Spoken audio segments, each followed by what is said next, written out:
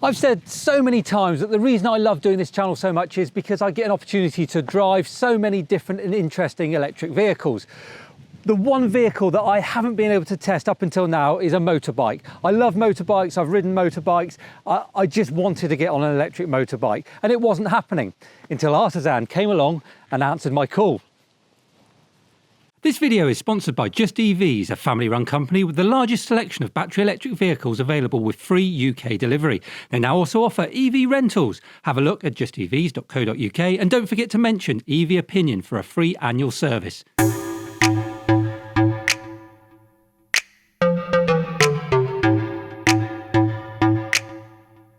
Morning and welcome to the Artisan Evo3. Now before I get into the nitty-gritty of this bike, let me make it clear that this certainly isn't for everybody. Now it'd be very easy of me to go on a rant and say it doesn't have enough range, it's not a big enough battery, it doesn't go fast enough. It's easy to rant. Anybody can go on a rant about anything, and I really don't like it because, let's be honest, people don't design bad things on purpose. People design things because they've got a specific target market in mind, and that very much is the case with this. So although this might not be the perfect bike for me or for you, actually there's an awful lot of people that would find this bike incredibly useful. It would save them an absolute fortune and they would have an absolute ball on it in the process. So let's appreciate this bike for what it is and how good it could be for the demographic that it is designed for. Let's start with the looks then, shall we? And well, this to me is the love child of a Honda Grom and a Ducati Monster. It really does just sit in the middle of those two. When we start looking at the statistics, what we find here is it has a 3 kilowatt motor that's powered by a 2.2 kilowatt hour battery, and it weighs 120 kilograms, which is about the same as any other 125 bike you'd find on the market. It will do 56 miles to the charge, according to the manufacturer, at a steady speed on a flat road with perfect conditions at 28 miles an hour. Reality is, I've been riding this for a few days. If you're going to ride it like I have been, a combination of B roads, A roads, I've been on some pretty fast A roads and dual carriageways, which isn't really where it's supposed to be, but that means pinning the throttle wide open for quite long periods of time. I've been getting about 35 miles to a charge. Actually, if you ride it as it should be ridden around the town, even if you're squirting and going here, there and everywhere, this should do over 40 miles, 40 to 45 miles, I would suggest. And to recharge it, well, it's an overnight recharge, so it takes 6 hours from flat. And in this fake tank, what we find is a number of wires and an inverter. So all you do is plug it into the wall. Certainly here in the UK, your 3-pin socket, and it charges. A little fan buzzes into life and it charges overnight. So it really is very simple, and the other bit plugs into the tank inside here. And when we look around this bike, let's start at the front, shall we, with the display. The display, when you look at it normally, is really, really clear. I would say that once the sun starts hitting it, it becomes a little bit more difficult to see, but all the information you need is on there. Also on here, we've got the trip and our odometer.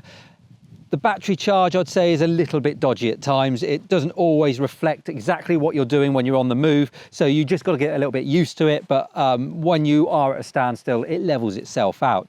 When we look at the handlebars, they're nice big high-rise handlebars with mirrors. If you ride bikes, you'll be used to being able to see more of your shoulder than anything else around you. You just clip outside your shoulders so you can see what's going on behind, but shoulder checks are essential on this, like any other bike, I guess.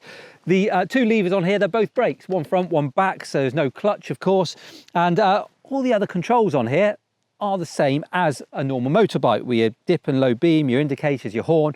What we do find is this little switch on top here. It's a toggle with 1, 2 and 3, that restricts the speed. So 1 is 30, 2, 40, 3, 50 miles an hour. I've got to be honest, I haven't really used it. I know people will probably use it around town, maybe to limit them to 30 miles an hour, just thinking of the speed limits, or maybe if you were really starting to run out of battery and you wanted to restrict yourself on the ride home, then you could change that to a lower setting, but it stayed on 3 with me. It's been absolutely fine. One thing I don't like about this, I've talked about this kind of fake looking tank. It's great because you can get your legs around it and ride it like any other bike. Why they've had to put on this flap, this fake petrol cap, I don't know. Surely that's what we're getting away from. We don't want it to be petrol, we want it to be something different. So I don't like that. I'd rather they got rid of that. I think that's just a bit of lazy design.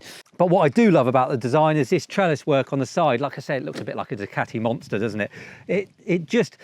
It gives it that, well, we don't all want to ride twist and goes that look like Vespers or scooters, do we? What we want is something a bit different. We want some choice. And this looks to me more like a motorbike, and that's what I would want if I was going to buy something like this. So it's horses for courses, it's catering for a different demographic.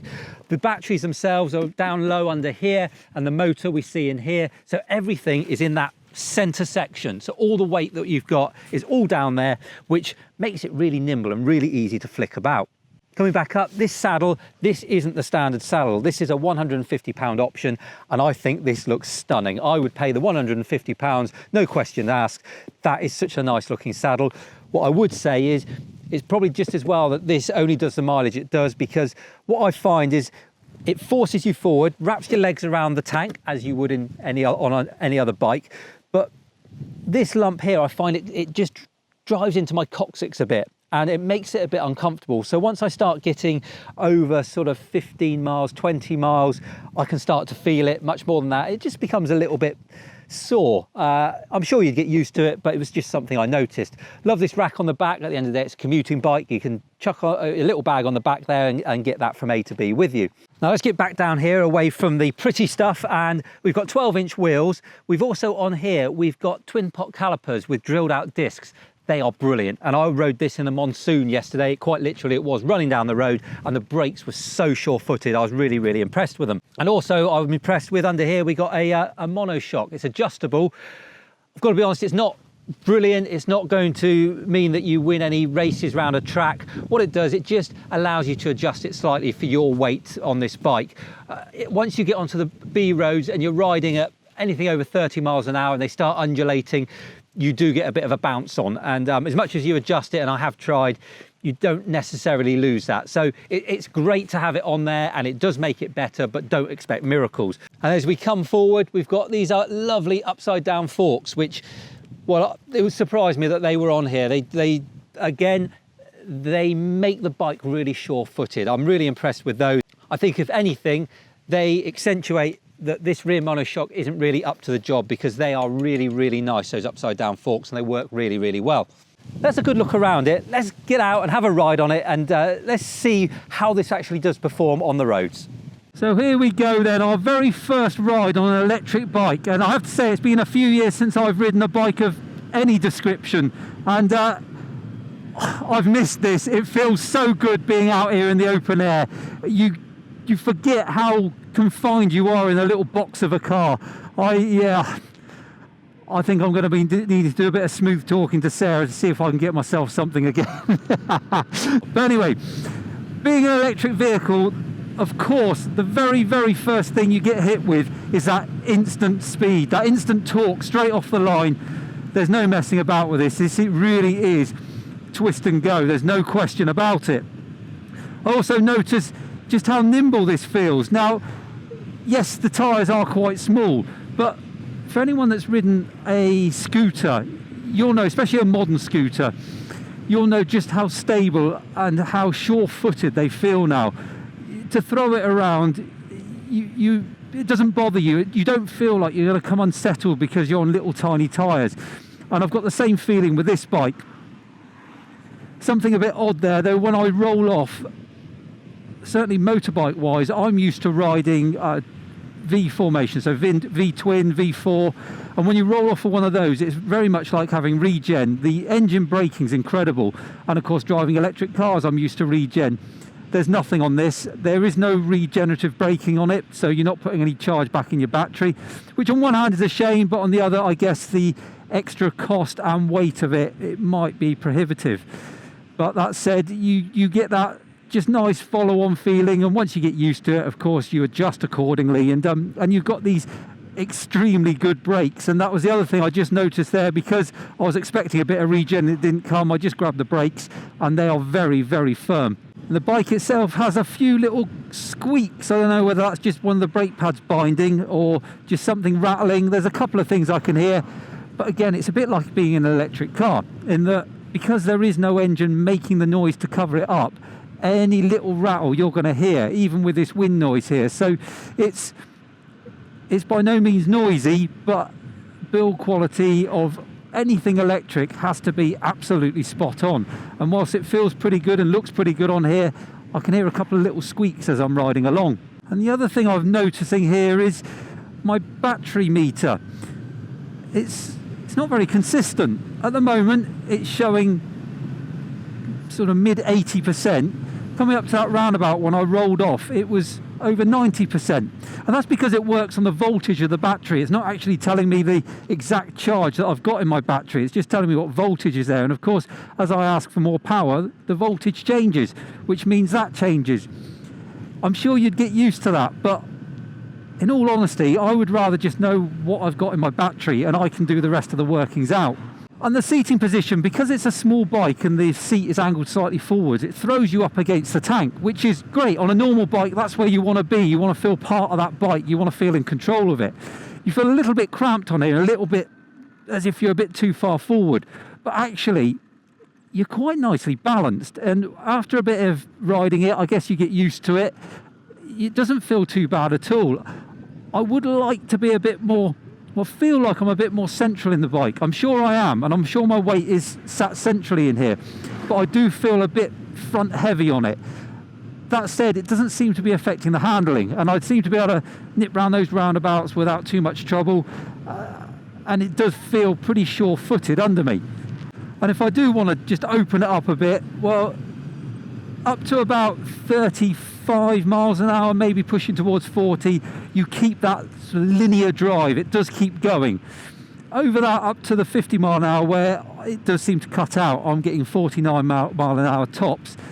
It seems to slow down. You don't seem to have quite as much drive. So I would suggest, as a town bike, nipping in and out of traffic, getting out of situations, getting away from the lights, this is exactly what it's designed for. I would suggest, if you want to take this on anything other than 40 mile an hour road, certainly if you start getting onto national speed limits here in the UK, 60 mile an hour, you might feel a little bit vulnerable on it, and you might struggle to have that little bit extra in reserve to get yourself out of trouble.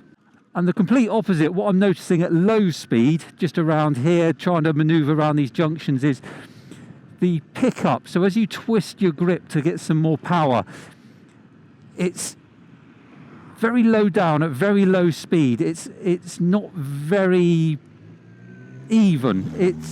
It's a bit snatchy, and I think you just need to get used to it. It's almost like the cable needs tightening, because there's a bit of slack at the start. But where it really, really shows is when you're doing really low speed maneuvers. So those kind of turning around in a tight circle in a car park, or turning round on the road, that's where it becomes a bit of an issue, because you start to roll on, you think there's no power, you roll a bit more, and all of a sudden it kicks in, and it doesn't look or feel very good.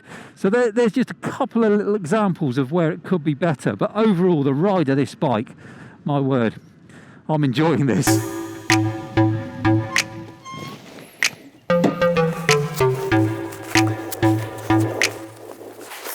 So there you go, and well, I have to say, for the days that I've had this has been a seriously good fun bike to ride. I wasn't expecting it to be like it was. I had in my mind this was just going to be a glorified scooter, and in many ways, of course, it is. But actually, I've spoken to a number of my friends who happen to also be bikers, and my history of biking is basically, I had a sports touring bike, well, I've had a few, and I used to go around Europe on it. That was it. It was a plaything. It was nothing for commuting. It wasn't an everyday thing. It was cared for, it was looked after, it was put in a garage, and it was brought out on sunny days and when we all went on holiday. So this really is the complete polar opposite of what I'm used to with biking. But all of my friends who saw it said, what a great looking bike it is. Now, of course, there's a bit of laughter about the size of the wheels and the fact that it didn't go far and it was electric. But actually, when we started talking about it and got into what this bike is actually meant for, like we said at the very start, I don't think there's anything much better out there to do what this bike is supposed to do. If I lived in and around a town or a city and I commuted in and out every day, and I had trouble parking and there was congestion charges, or there was anything else around having to pay to take a car in and out, or public transport, I would buy one of these in a heartbeat. And when I tell you that you can buy one of these for £3,295, I think you'll agree it is an absolute bargain. This thing around the town is so much fun. It's so easy to ride. There is a little bit of snatchiness on the throttle, we'll call it, just low speed. But I have found the more I've ridden it, the more I've got used to it, and the more I've understood how it works, and actually I've smoothed that out an awful lot. My one little reservation on it, well, it doesn't qualify for any government grants. And the reason it doesn't qualify for any government grants is because the warranty on it isn't long enough. It's a 12-month warranty, which, well, on one hand, that does bother me because I think, well, why aren't they making it longer? But on the other hand, for that price, I know this thing's going to last well over a year. If I just use this every day, in and out of work, if this lasts me 3 years, the money that I'm going to have saved on fuel and parking and all those other charges that come with it, I think this thing would pay for itself, probably two, 3 times over. And the extra fun you're going to have riding this in and out every day, well, that's priceless. In order to ride one of these, certainly here in the UK, all you need is a CBT. But don't let that make you think that this is anything but a decent bike that anyone could ride. Perhaps if you're over 6'1", you might feel a bit cramped on it. I'm 5'9", it's not massive, but I've got to be honest, there's plenty enough room on here for me. I feel quite comfortable for the range it does. So thank you to Artisan for letting me have it. Thank you to the Dorchester collection who sell these bikes and have loaned it to me for a few days. But that's it. What do you think? Does this bike fill an electric vehicle gap that really did need filling? Something that gives more freedom to more people at a ridiculously low price? Or do you think we need a little bit more? Is this just a good start to what effectively will be a brilliant evolution, and right across the board, whether we're talking about trucks, cars, vans, motorbikes, scooters, this is just another vehicle that's helping us to find ourselves another step along that journey. Let me know, stick something in the comments, but if you have enjoyed today's video, remember to like and share. If you're not doing so already, subscribe to the channel. You can find me on Instagram and Twitter at EVOpinion, and I'll put all the links to where you can look at and buy one of these bikes in the description below. Till next time, you take care, all the best.